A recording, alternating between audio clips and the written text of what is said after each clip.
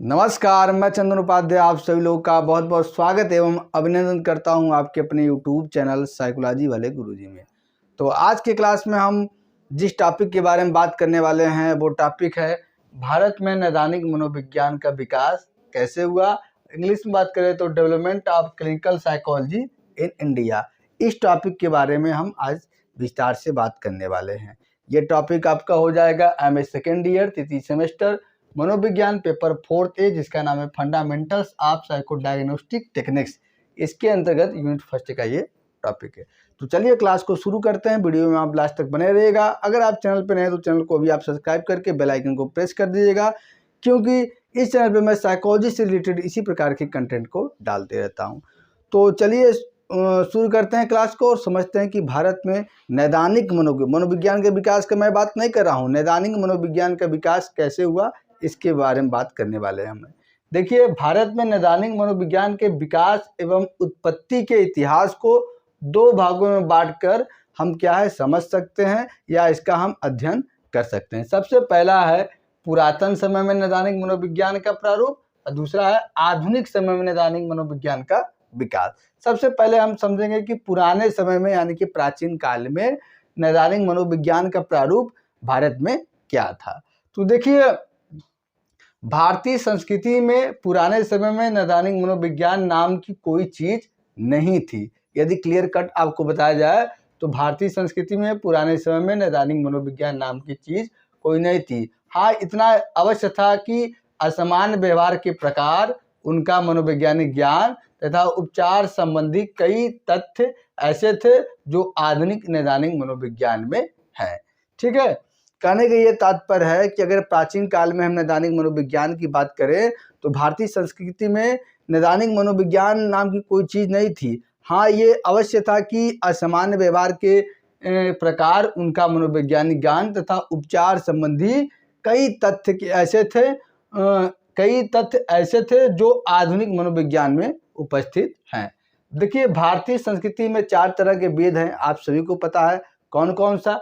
ऋग्वेद, यजुर्वेद, सामवेद तथा अथर्ववेद। अब इन चारों वेदों में से जो अथर्ववेद है ना, उसका संबंध क्या है? मानसिक रोगों एवं उपचार से है। अथर्ववेद में ही मानसिक रोग एवं उसका उपचार कैसे किया जाता है ये क्या है, उसमें इसका वर्णन किया गया है।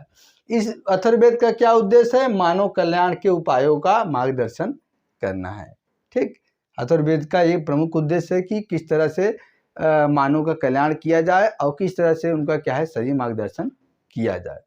अथर्ववेद के अनुसार मानव व्यक्तित्व में 4 शारीरिक तत्व। यदि आप साइकोलॉजी के स्टूडेंट हैं तो ये जो हम बता रहे हैं इसको आपने इससे पहले भी सुना होगा। 4 शारीरिक तत्व जिसको वात, पित्त, श्लेष्मा तथा कफ कहते हैं, वो मौजूद हो जाता है और ये व्यक्ति के शरीर में एक क्या है संतुलन की स्थिति बना के रखते हैं, जिससे क्या है व्यक्ति का जो शारीरिक ढांचा है या जो शरीर में रोग हो वो नहीं उत्पन्न होते हैं।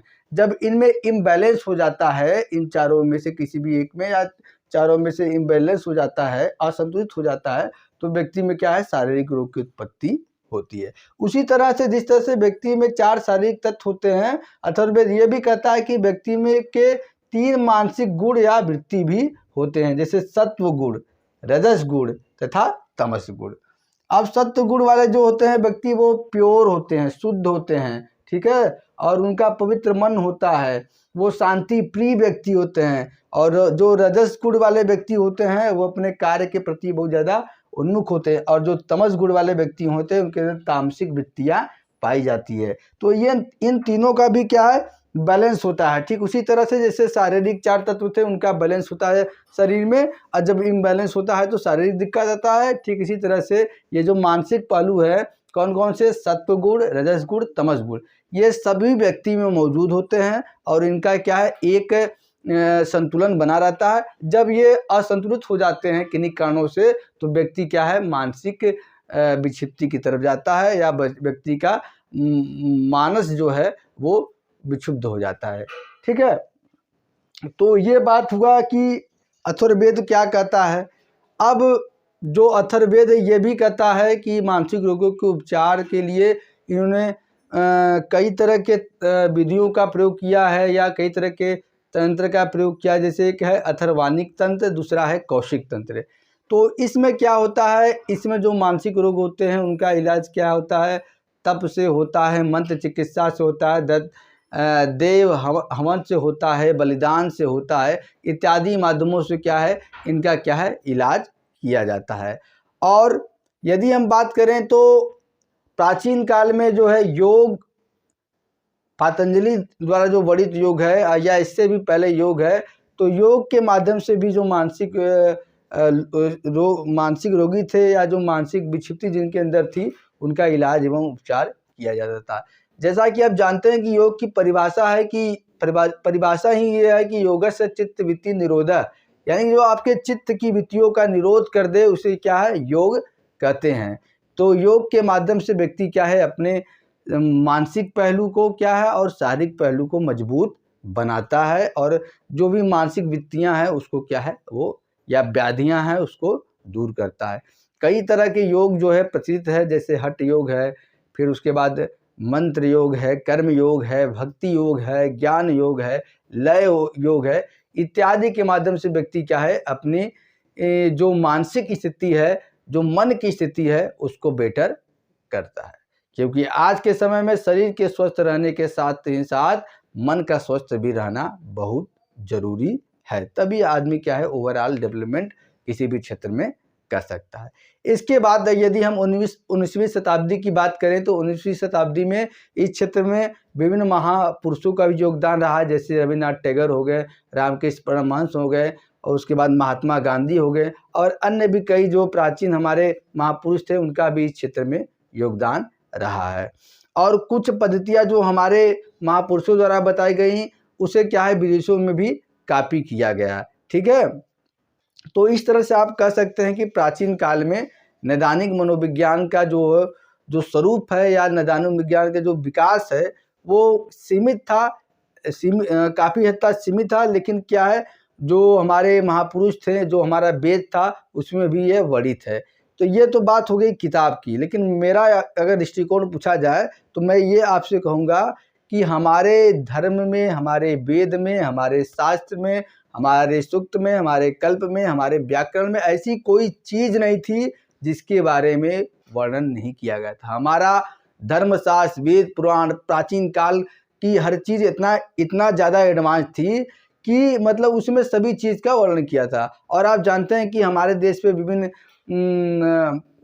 विभिन्न शासकों का या विभिन्न धर्मों का, विभिन्न लोगों का क्या है, यहाँ पे शासन रहा है। तो वो क्या करते थे, यहाँ से जो अच्छी धर्म ग्रंथें थे उसको उठा के लेके जाते थे अपने यहाँ, और उससे क्या है, वो जो भी उसमें लिखा रहता था उससे पढ़ के जो है अपने में लागू। जैसे मेडिकल के क्षेत्र में चरक संहिता है, तो चरक संहिता से बहुत चीज़ क्या है, विदेश के लोगों ने कॉपी किया है हमारे धर्म से। इसी तरह से बहुत चीज़ यहाँ पे हमारे धर्मों में मौजूद थे जिसे कॉपी किया गया है, और कुछ जो प्राचीन धर्म ग्रंथ थे उनको क्या है, मूलों द्वारा जला दिया गया है। अब आइए हम बात करते हैं कि आधुनिक समय में नैदानिक मनोविज्ञान का विकास कैसे हुआ। तो देखिए, भारत में जो मनोविज्ञान का विकास है इसका इतिहास काफ़ी पुराना नहीं है। ठीक है, ये नया है। भारत में मनोविज्ञान की क्या है, स्थापना कब हुई या मनोविज्ञान सबसे पहले यहाँ स्थापित कब हुआ, इसको हम देखेंगे। देखिए, भारत में कलकत्ता विश्वविद्यालय एक ऐसा पहला विश्वविद्यालय था जहाँ मनोविज्ञान विभाग का सबसे पहले शाखा 1915 में खोला गया, और इसे वो क्या है, विज्ञान विभाग में विज्ञान संकाय के अंतर्गत इसको क्या है, रख के पढ़ाया जाता था। बाद में 1924 में मैसूर विश्वविद्यालय में मनोविज्ञान की पढ़ाई एक अलग विभाग यानी कि साइकोलॉजी विभाग खोलकर इसकी स्थापना, इसकी पढ़ाई प्रारंभ किया गया। यानी कि भारत में अगर मनोविज्ञान की शुरुआत की बात करें तो कलकत्ता विश्वविद्यालय में मनोविज्ञान विभाग क्या खोला गया, किसमें, 1915 ईस्वी में। फिर उसके बाद 1924 में क्या हुआ, मैसूर विश्वविद्यालय में मनोविज्ञान की पढ़ाई एक अलग विभाग खोलकर शुरू हो गई। फिर आगे बढ़ते हैं हम। 1924 में क्या है, भारत में भारतीय मनोवैज्ञानिक संघ की स्थापना हुई, जिसके अंतर्गत इंडियन जर्नल ऑफ साइकोलॉजी का प्रकाशन प्रारंभ कर दिया गया। जो इस क्षेत्र में एक अलग तरह की क्रांति लाई। अब हम आते हैं 1938 में। तो 1938 में कलकत्ता विश्वविद्यालय में मनोविज्ञान में प्रयुक्त उप विभाग खोला गया और यही से क्या है, नैदानिक मनोविज्ञान का इतिहास की शुरुआत होती है। कब से? 1938 ईस्वी से। ठीक है। हालांकि इससे 16 वर्ष पूर्व ही प्रोफेसर जी.एस. बोस द्वारा साइकोएनालिटिक सोसाइटी की स्थापना कर दी गई थी और इसी सोसाइटी ने 1940 में कलकत्ता में क्या है, लुम्बिनी पार्क मानसिक अस्पताल की स्थापना की, जहां नैदानिक मनोवैज्ञानिक का प्रशिक्षण एवं शिक्षा भी होता है और ऐसे लोग जो मानसिक रोग से विक्षिप्त होते हैं उनका इलाज भी होता है। ठीक, आगे हम बढ़ते हैं। विश्वविद्यालय अनुदान आयोग का नाम आप सभी ने सुना होगा। इसकी 1968 की जो रिपोर्ट है उसके अनुसार उस समय भारत में कुल 19 ऐसे विश्वविद्यालय थे जहां नैदानिक मनोविज्ञान की पढ़ाई पीजी स्तर पर यानी कि स्नातकोत्तर स्तर पे होती थी। ठीक है। अब आगे बात करते हैं। भारत में 5 ऐसे महत्वपूर्ण नैदानिक केंद्र हैं जहां पे नैदानिक मनोविज्ञान से संबंधित शिक्षा, प्रशिक्षण और मानसिक रोगों का इलाज किया जाता है। सबसे पहला है अखिल भारतीय मानसिक स्वास्थ्य संस्थान जो बेंगलोर में पड़ता है।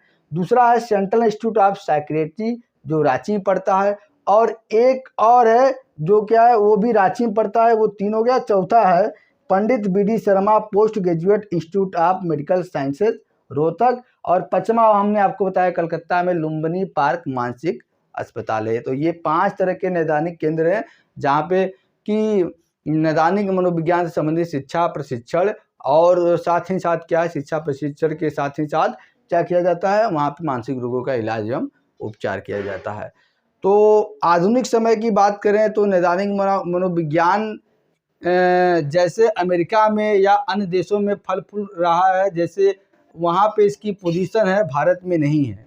ठीक है। लेकिन हाँ, कुछ ऐसे केंद्र हैं जहाँ पे कि नैदानिक मनोविज्ञान से संबंधित शिक्षा प्रशिक्षण अच्छे से दिया जाता है। जैसे अमेरिका में नैदानिक मनोविज्ञान में पीएचडी दी जाती है सभी विश्वविद्यालय में। लेकिन भारत में कुछ ऐसे ही केंद्र हैं जहाँ पे नैदानिक मनोविज्ञान से पीएचडी की डिग्री दी जाती है। जैसे क्या हमने बताया है, रांची में जो केंद्र है central institute of psychiatry Ranchi में ये केंद्र है। और साथ ही साथ नैदानिक जो मनोविज्ञान से संबंधित लोग होते हैं वो मेडिकल क्षेत्र में भी मतलब कि कम ही उनका क्या है कम ही उनकी पोस्टिंग होती है, वो स्वयं ही कम है। क्यों? क्योंकि जो डॉक्टर लोग होते हैं मेडिकल वाले उसे क्या है अपने से तुच्छ समझते हैं।